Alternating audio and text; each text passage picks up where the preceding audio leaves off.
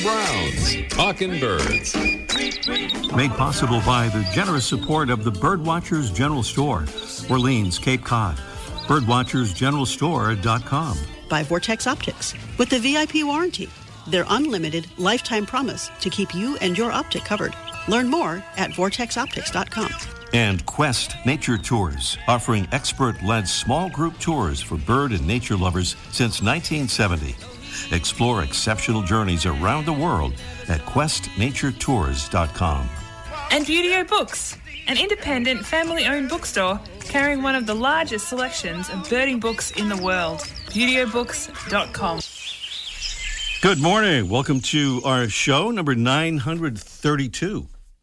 Well, the Talking Birds Garden, located just to the rear of our home radio station here on the Massachusetts South Shore, is coming alive with birds. We have Carolina wrens, black-capped chickadees, mourning doves, common grackles up on the tower, common ravens, and the chipping sparrows have returned, waiting to see if our eastern bluebirds might nest in the garden as they did last year. Meanwhile, outside of the garden, we have a tandem of terrific listener-submitted audio postcards from Virginia and Arizona today. First, a short and sweet card from Milton Switzer, and then a multi-species report from Nathan Wilson. Here's Milton and friend. Hello, Ray. This is Milton Switzer. I'm in the Shenandoah National Park in Virginia, and I'm standing out about 20 feet away from an American woodcock.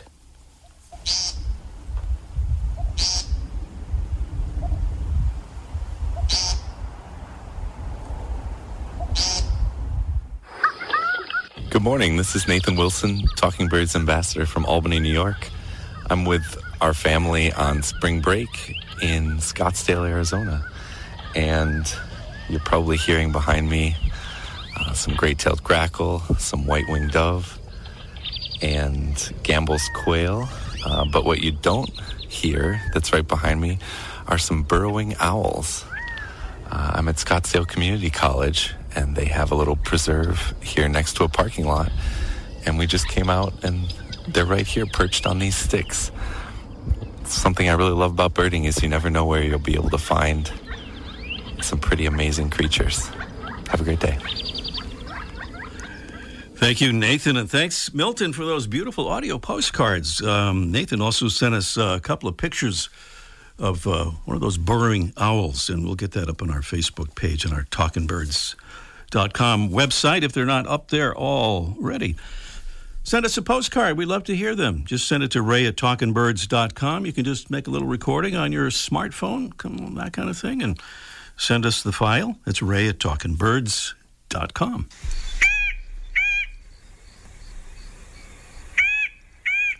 Not present at either of those locations we just heard from is our mystery bird.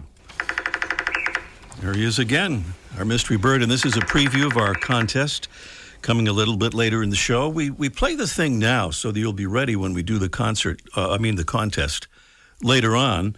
We tend to run out of time. It's a concert of birds. It's okay. A concert of birds. Thank you, Tim. You're welcome. Is it Save Number One by Tim? Tim McKenney is our special guest engineer this morning. Timmy! There he is. All right. Thank you. Our mystery bird, common in the western oak forests of North America, is sometimes described as clown-faced. Not looking at you, Tim, with a black, white, and red head. It also has a straight, sharp bill and a stiff wedge-shaped tail that it uses for support as it clings to tree trunks. Our bird feeds on the seeds of oak trees as well as on insects, sap, and fruit. It lives in extended family groups, the members of which spend many hours storing food carefully tended holes in trees and telephone poles and things of that sort. Clues there for our mystery bird contest coming along in just a little bit. Prizes include from our friends at Brome Bird Care, a Brome squirrel-proof standard feeder. It is really squirrel-proof thanks to its weight-adjustable closing mechanism, and it features proven seed-saver technology, a patented seed tube ventilation system, and a chew-proof seed tray. And from Wisdom Supply, providers of plastic-free, vinyl-free, and spiral-free school and office supplies, a $20 gift certificate. Prizes and such on our Mystery Bird contest. The contest coming along just a little bit later on in this morning's show.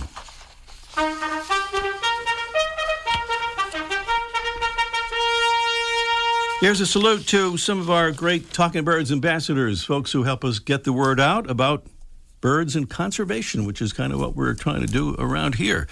We send out cards and folks hand them out to their friends and neighbors at their convenience. And thank you to Miriam Youngquist Thoreau from Holly Springs, North Carolina.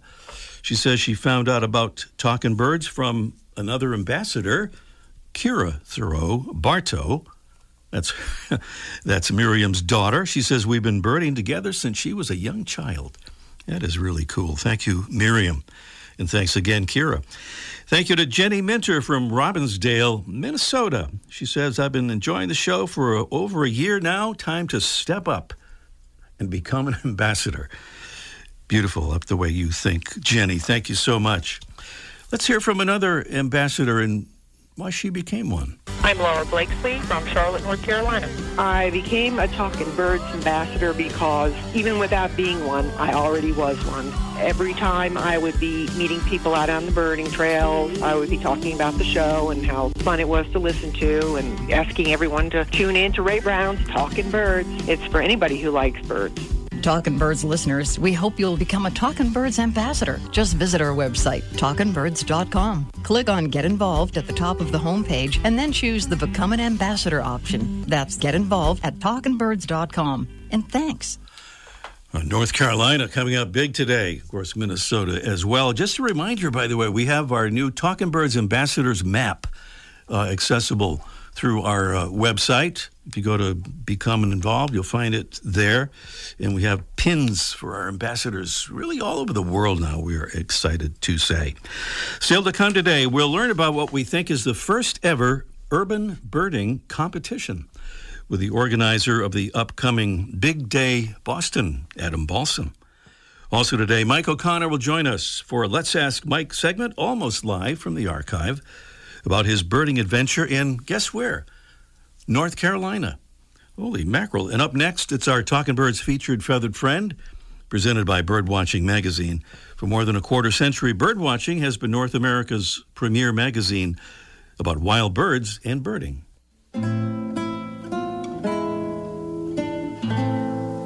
When the great ornithologist Alexander Wilson collected a beautiful warbler in a magnolia tree in 1810, he named it the black and yellow warbler. But he didn't ignore the tree entirely. He used it for the bird's scientific name, Setophaga magnolia. And eventually the bird's common name became the one we know today, the magnolia warbler. The magnolia warbler has made appearances on the covers of numerous bird publications, maybe most notably in the second edition of the Sibley Guide to Birds. And understandably so, it's a strikingly beautiful bird with the intensely plumaged male sporting a blue-gray crown, yellow throat, a black-streaked yellow breast and belly, a yellow rump, and dark wings with two prominent white wing bars.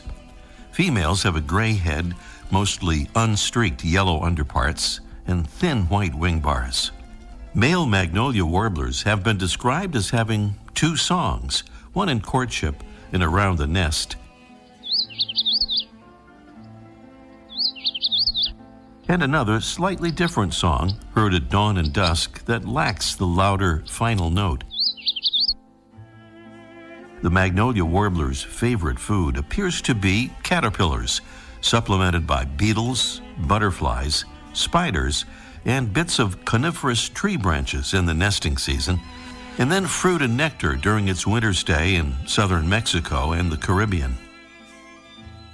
Alexander Wilson found this bird in Mississippi, and he may not have known that it would travel a long way from there in its northward spring migration, heading for its breeding grounds way up in the northern U.S. and across most of Canada, where the birds encounter a tree called the cucumber magnolia.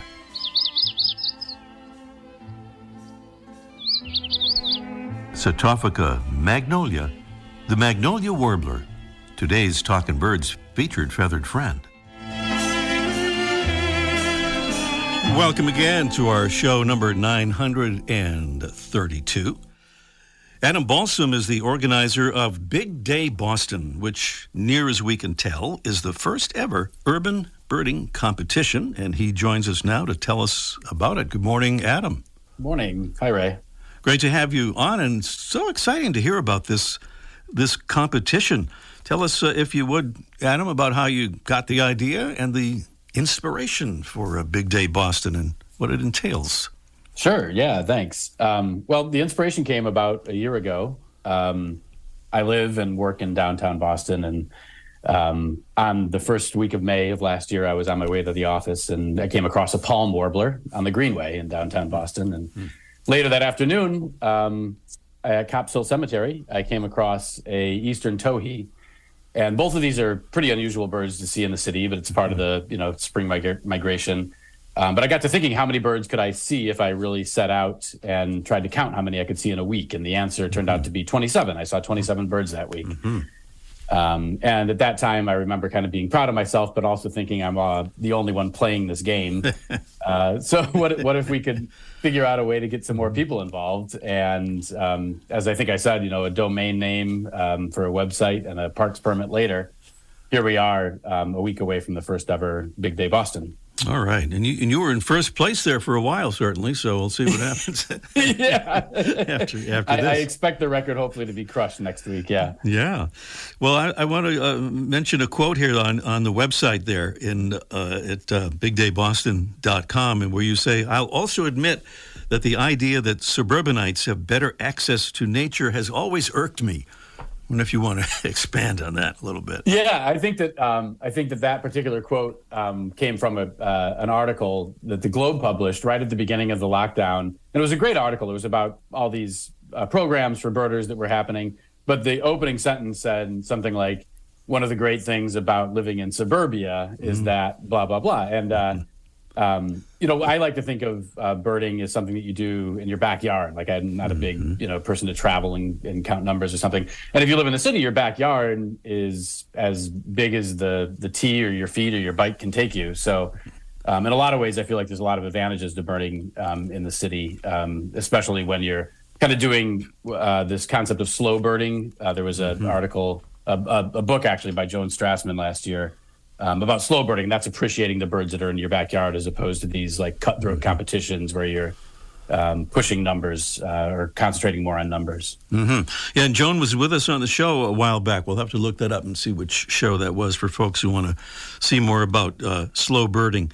And Boston may be unique in a way. We have so many different environments really in the city. And if I'm not mistaken, Boston is the only major city that has a riverfront and an ocean front. So that gives you some extra opportunities there. Yeah, fascinating. One of the number the ways that I got my numbers to 27 last year were all the unique ducks that are in the harbor here in Boston. And this time of the year, you can still catch some of the weird winter ducks still in the harbor at this time. Yeah. Yeah, and we have the amazing Boston Harbor Islands National Park area, which I always like to plug. It's a wonderful special thing for the city of Boston. Yeah. Well, we're doing our show live here on the 30th of April. So folks in the Boston area, listening in the Boston area, could still sign up for Big Day Boston, except that maybe you're already maxed out on registration, are you? Right, yeah, we're not quite maxed out yet. So bigdayboston.com is the place to go and register. I think when I originally filed for my parks permit, I estimated that there would be 12 people, and we had about 100 people sign up on the first day. Wow. So I had to go back to the Parks Department and get my permit updated. But we don't have unlimited space. So at some point we may reach capacity, but there are still some spots available. Okay, so as I say, we're doing the show live on the 30th. If folks hear the show in the next couple of days, maybe they could still sign up if you're in the Boston area. I guess you've kind of answered this question, Adam, in the sense that you were expecting a dozen people to sign up, and there's so many more. Was it kind of a shock or a big surprise? I was thrilled with the response. Yeah, I had somebody from the Boston Globe reach out to me right after I announced it, and I think that helped with the numbers a lot. When I first envisioned this, I thought, well, maybe a half a dozen or so of the people that I interact with on like Twitter I know are urban birders would show up. And the fact that so many other people have been interested has just been fantastic. I have to believe that other cities would be inspired to try this. Have you been in contact with folks of other places about the idea? I haven't, but I can definitely imagine others. I think it's a great opportunity to kind of showcase, all the things that a city might have to offer. So I could definitely see, a big day other city. Mm-hmm. So, well, for folks listening now who might want to organize an urban birding competition in their city, what's your advice specifically about that, and how about them contacting you? Yeah, I mean, as far as advice goes, I mean, I think that, the fact that I'm pretty intimately familiar with birding in Boston, I was able to come up with reasonable boundaries and so, some familiarity with the birds and where they visit and what city is critical. But feel free to reach out. There's a contact form on bigdayboston.com or info@bigdayboston.com. I can be reached directly. All right. Adam Balsam is the organizer of what we believe is the first ever urban birding competition. Learn more about how he is doing it and how you might do it wherever you are at bigdayboston.com. As Adam says, there's a contact form right there at bigdayboston.com. Adam, thanks for being on, and congratulations on putting this together, and good luck. Thanks so much, Ray. Adam Balsam with us here on Talking Birds, and up next, it's our mystery bird contest right after this. The flutter of a tail feather, the flash of a wing bar in mid-flight. You don't always have a lot of time to identify a bird in nature, let alone to appreciate its beauty. But with Vortex Optics, you'll have the power to bring every wild moment closer. When you choose Vortex, you're choosing to have a partner in the field as passionate about nature as you are. Whether you're spotting old friends on the backyard feeder or packing for a once-in-a-lifetime trip to add a few species to your life list, Vortex offers a full range of optics and optics accessories for every birder and every budget. And whether the birds are taking you to another state or another country, you're always covered by the Vortex VIP warranty, an unlimited lifetime promise to keep you and your optic covered. If you'd like to learn more, or if you need help choosing your next optic, give Vortex a call at 1-800-4VORTEX or visit vortexoptics.com. Let's see, where are we? Anybody know? We're at the Mystery Bird Contest. Yes, of course, we know that. That was easy. That's our mystery bird. Here's another clue. Right there. Our mystery bird, common in the western oak forests of North America, sometimes described as clownface with a black, white, and red head. It also has a straight, sharp bill and a stiff wedge-shaped tail that it uses for support as it clings to tree trunks. Our bird feeds on the seeds of oak trees as well as on insects, sap, and fruit. It lives in extended family groups, the members of which spend many hours storing food in carefully tended holes in trees and telephone poles. And I've often heard, or at least I've one time heard about them doing this, storing food in an automobile radiator, which was not a great idea, but they seemed to think it was a good idea at the time. That's our mystery bird. Those are some clues. We have two beautiful prizes from Brome Bird Care. It's a Brome Squirrel Buster standard feeder. It truly is squirrel-proof thanks to its weight-adjustable closing mechanism, and it features proven seed-saver technology, a patented seed tube ventilation system, and a chew-proof seed tray. And from our friends at Wisdom Supply, providers of plastic-free, vinyl-free, and spiral-free school and office supplies, a $20 gift certificate. So some pretty nice prizes there. And another one, if we get to our bonus question from our friends at Feather Friendly, the Bird Window Collision Kit. 781-837-4900 is the all-important phone number. That's 781-837-4900.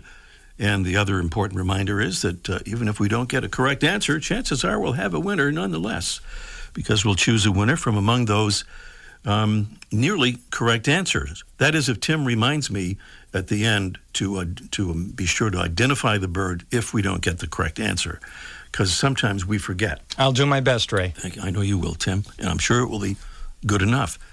781-837-4900, the number. And up next, it's Let's Ask Mike. Almost live from the archive and some tips for birding travelers. Let's Ask Mike in just 1 minute. Beauty-O Books carries one of the largest selections of birding books in the world.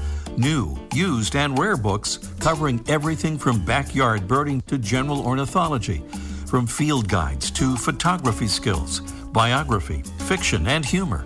You'll find it all, along with the knowledgeable customer service you've been looking for, in one convenient place. BeautyOBooks.com. B-U-T-E-O. BeautyOBooks.com. Quest Nature Tours has offered exceptional tours for bird and nature lovers since 1970. In 2023, join us in search of colorful bird life and jaguars in Brazil or on our brand new Zambia Safari. See amazing wildlife and explore habitats with travel companions who truly enjoy nature. Talkin' Birds listeners receive a $150 credit towards their first tour. Visit questnaturetours.com today. Birds and much more. Guaranteed. Down to Cape Cod we go. Mike O'Connor at the Birdwatchers General Store, Route 6A, Orleans, Cape Cod, Massachusetts. Good morning, Mike. Hey, good morning, Ray. You're just back from North Carolina, right, where you've got a life bird, among others. I got a life bird. You know, when you get my age, it's hard to find life birds, but it's true. and I just want to say, people, this May and June are the time of year where people get married and they have anniversaries or graduations or retirement, and people always traveling to a wedding or somebody's retirement party at a distance. And sometimes you want to go, sometimes you don't want to go. But I tell everybody to pack their binoculars, because when you have some downtime or some time when you don't want to be at the festivities, you can go birding and just do a little search in the area for some birding spots, and you'll see some cool stuff. I was just down visiting my daughter in Wilmington, North Carolina, and when she and my wife were out doing some whatever they were doing and I was bored, I decided I'd go birding, and I found this place called the Green Swamp Preserve at the Nature Conservancy property, and it's one of the few places that you can see the Bachman's sparrow. Now, the Bachman sparrow could not be any less interesting of a bird. It's kind of a birder's bird. It's like a combination between a chipping sparrow and a dried pine cone. And up until recently, nobody knew much about it because it's so shy and secretive, you can almost never see it, except for a few weeks now during the nesting season, it'll sit up high on a perch and give a really distinctive call. It's for a sparrow. It's you can hear it from a long distance away. It's not as distinctive as the ovenbird that we heard earlier. It's much louder than that. And you can, and I got to see it. And the Bachman sparrow was named after John James Audubon's friend, John Bachman, who I guess lived in the Charleston area, and Audubon used to stay with him when he was off doing his studies in the area. And so when Audubon saw this bird, he named the dullest bird he could find after his friend, which is always a nice thing to do. But it wasn't, it was a really cool bird, and it's declining. It's listed as rare and declining, and there's only a few places to go. But you don't have to travel there. But wherever you're traveling, I also saw, painted buntings and summer tanagers and royal terns and real red-headed woodpeckers and a hooded warbler. So my advice is when you've got some of these family obligations, carve out the time and look online where the good birding spots are, and you can go out and get some exercise and get away from the family nonsense for a while. Who needs that? But So it's not true what you told me earlier that bird was named after Randy Bachman from the Bachman-Turner Overdrive, but that wasn't true, was it? No, I just said that because I knew you'd believe it. I did, too. Mike, we'll talk to you next week. Okay, thanks, Ray. All right, Mike O'Connor there at the famous Birdwatchers General Store on Cape Cod. We return to the Mystery Bird Contest after this brief message. Every Wednesday, Birdwatching Magazine sends an e-newsletter full of information of interest to birdwatchers, including recent news stories about birds, conservation, and science, photography tips, stories about places to go birding, bird ID tips, and much more. Best of all, the newsletter is free. Sign up today at birdwatchingdaily.com/newsletter. All right, we're about to get back to the Mystery Bird Contest. I'm just thinking if we do the Bachman sparrow as a mystery bird sometime, we've already got the clues here. It looks like a cross between a chipping sparrow and a dried pine cone. So thank you, Mike, for that. But this is the mystery bird here. 781-837-4900 would be the number to call. And we have a call from right down the road here somewhere in the great town of Marshfield, Massachusetts. And it's Stevie. Good morning, Stevie. Morning. Good morning. Thanks for calling in, Stevie, on the Mystery Bird Contest. And I believe you have an answer for us. What would that answer be? The acorn woodpecker. What a top-quality answer. You even got what is that, a cowbell? No, it's just a winter bell. A winter bell. Sorry, I thought it was a cowbell. No cowbell. No cowbells here. No, sir. We're not fearing the reaper. No. Absolutely correct. The acorn woodpecker. We're still remembering that story. I don't know if you heard this story or not, Stevie. Back in February, an exterminator, this was out in California, was looking for evidence of a worm infestation in a wall in a private home, and instead he found about 700 pounds of acorns. Wow. That were stashed in there, yes, by acorn woodpeckers. I guess he was originally called to the house because they thought there were some worms in there. Maybe there was a dead animal or something stuck in there. Instead, they were mealworms, and they were mixed in with that colossal acorn collection. Those birds spent months and months putting those acorns in there, and I guess they kind of lost out. But I'm sure they won't give up. No. But anyway, I think we have time for a bonus question here if you'd like to try it, Stevie. Sure. All right. It's kind of a long intro to this. Earth is warming at an alarmingly fast rate as human activities like the burning of fossil fuels continue to pour excess heat, trapping carbon dioxide and other gases into our atmosphere. But wild animals help store carbon, removing billions of tons of carbon dioxide from Earth's atmosphere, preventing it from warming the Earth and mitigating global warming. Well, Yale University scientists have shown just how effective the protection and restoration of wild animals to their natural environments can be in helping to curb global warming via carbon storage. So, finally, the question, how do animals help store heat-trapping carbon dioxide? Well, in different ways. World Wildlife Fund says as forest elephants roam, they stomp out small invasive plant species, which in turn allows large trees to grow and store carbon. I think I just gave away the answer to this question, but I'm just going to give it to you anyway, just for the heck of it. Which of the elephant animals are most important in doing this, these roamers? Is it elephants? That's A. Secretary birds, that's B. Or Cape buffalo, that would be C. I would say the elephants. I think elephants is the right answer. Tim, you agree with that? Yes, 100%. Yeah. Great job, Stevie. That was a tough one, Stevie. Thank you. But you came through when it counted. All right. Stevie, thank you. Stay on the line, and Tim will get your info. Thank you. You're welcome. And, oh, boy, that's about the time we have for our show this morning, which maybe is kind of a good thing. Next week, University of Massachusetts researcher Corey Elo will be here to tell us about his enlightening new research about how birds fuel their long-distance migrations. And before we go, just one other reminder, and that is an invitation to join the Talking Birds flock. That's our Facebook group for Talking Birds listeners.